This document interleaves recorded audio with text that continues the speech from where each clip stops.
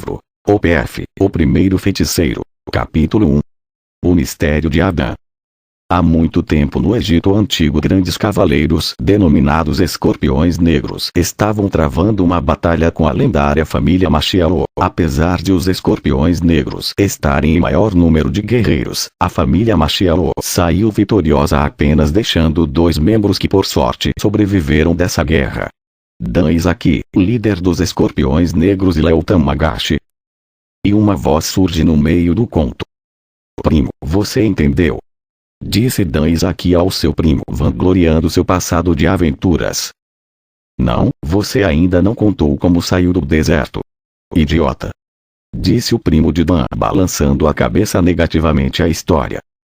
"Tudo bem, mas onde eu estava?", disse Dan, retomando seu pensamento rapidamente. "Ah tá, então Dan e Léo estavam vagando pelo deserto dias, meses, segundos, milissegundos, ontem, hoje, amanhã. Então quando tudo estava perdido, tudo ficou ainda mais perdido." "Peraí, essa história está mal contada", disse primo de Dan, sendo interrompido por Dan. "Cala a boca, eu que estou contando a história", disse Dan, continuando a contar a história.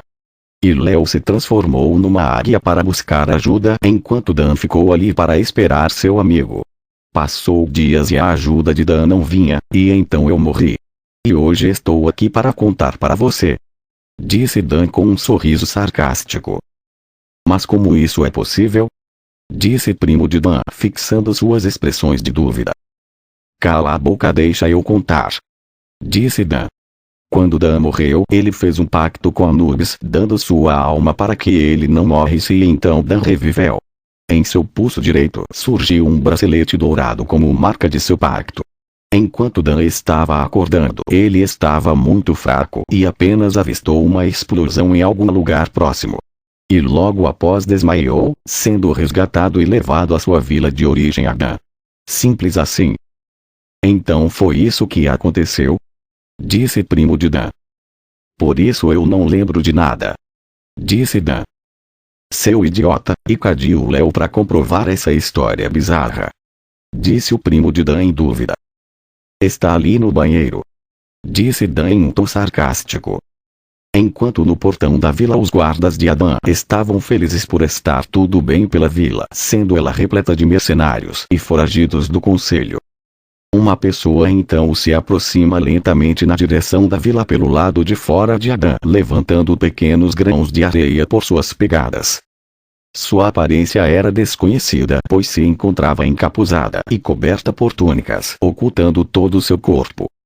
Quando ela chega próximo ao portão, os guardas estranharam aquela presença misteriosa e pararam a mesma para pedir suas informações. "Você, identifique-se", abordou um dos 2 guardas locais. "Sou apenas um viajante curioso", disse o viajante com uma voz sátira, mas muito sombria. "Sim. E não queremos confusão. Essa é uma vila de respeito", disse o guarda, colocando sua mão esquerda contra o peito da pessoa. "Eu sei que é ponto", disse a pessoa ao ser tocado, revelando seu rosto ao olhar para o guarda lentamente. "Não", refutou o guarda, parecendo assustado, logo se afastando do homem. "Não se preocupe, senhor, só ando procurando alguém", disse o homem entrando na vila. Após o homem misterioso entrar na vila, os guardas se reuniram com alguns receios de que poderia causar problemas. Chamaram então um mercenário conhecido em sua região que estava pela vila e tinha fama boa entre os guardas. Quando o mercenário chega, os guardas descreveram o homem misterioso como um feiticeiro negro da linhagem Machiaó por boatos que corriam pela redondeza. "Então estamos falando mesmo dele", disse um mercenário, apoiando sua mão direita sobre a bainha de sua espada, que se localizava em sua coxa direita. "Sim, realmente Von Machiaó está na vila, Capitão Terok", gritou um dos guardas. "Não se preocupe, esse espertinho não vai a lugar nenhum", disse Terok, prosseguindo. "Estou há 8 anos procurando você, Machiaó. É hoje que vai conhecer a ira do Capitão Terok. Irei subjugar você com minha lâmina, cortar você em picadinho e trazer paz ao Egito.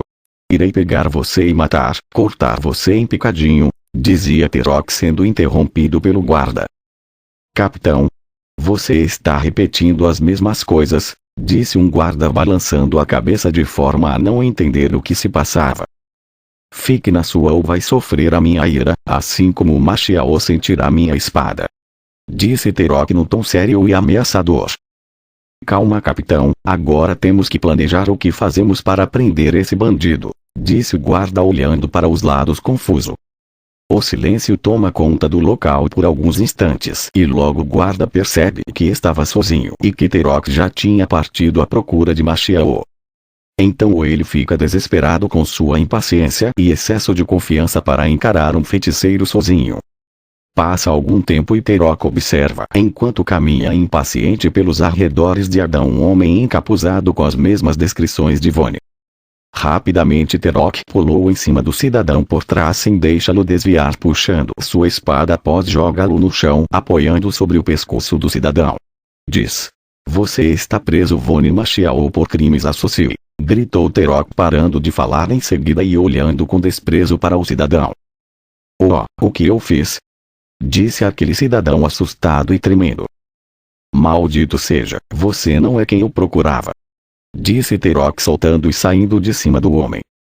"Aquele maldito guarda me deu as informações erradas", pensou Terok. "Como eu sou burro, pensei que era Machiao só pela roupa. Sendo que a maioria das pessoas dessa vila tem a mania de se vestir com túnicas cobrindo até seu rosto", pensou Terok.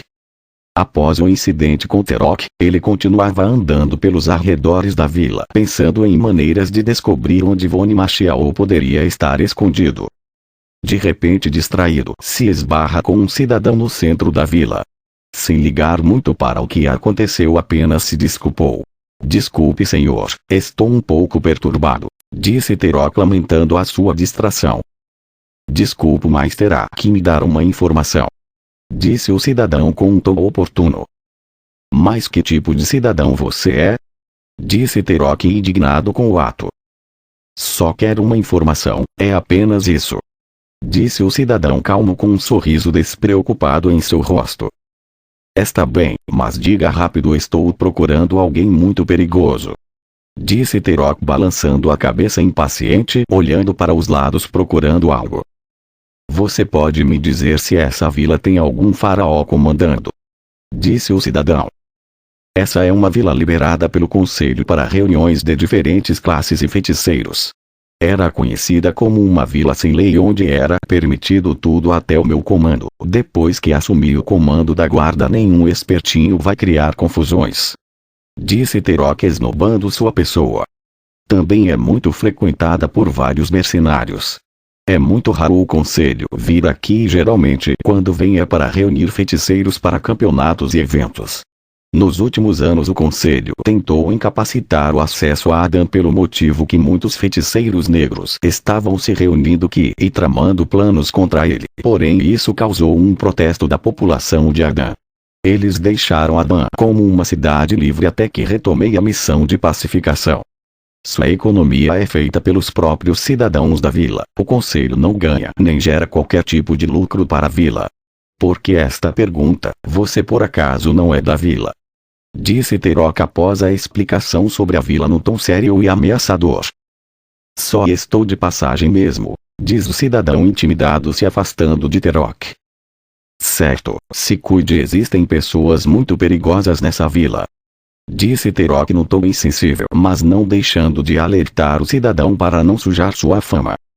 Após falar com o cidadão, saiu novamente à procura de Vone Machiao.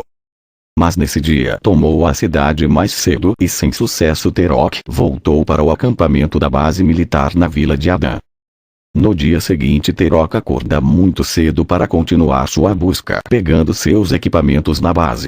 Saindo de lá ele fica muito surpreso. A vila de Adam tinha desaparecido totalmente. Terok só avistava aquele deserto infinito de areia. Então virou para trás, para entrar no acampamento e ver se alguém sabia o que estava acontecendo, porém o acampamento também tinha sumido. Terok estava sozinho, apenas com seus equipamentos no deserto escaldante. Desesperado, ele sai correndo pelas dunas enormes de areia do deserto, procurando alguma coisa que explicasse aquilo tudo, mas sem sucesso. Terok então pensa que tudo podia ser um sonho e com sua espada corta parte de seu braço esquerdo para ver se tudo aquilo era real. Para o pavor de Terok, gotas de sangue escorrem pela sua espada até o deserto e ele percebe que aquilo tudo era real. Prestes a enlouquecer naquele calor, Terok mais uma vez procura saber o que estava acontecendo correndo pelo local. Eis que de repente observa uma tempestade de areia vindo em sua direção ao longe, porém muito grande e veloz. Assim ele começa a correr assustado para a direção oposta, mas logo a tempestade de areia chega até ele. Então quando a tempestade de areia toca sobre ele, tudo volta ao normal e ele acorda no acampamento assustado.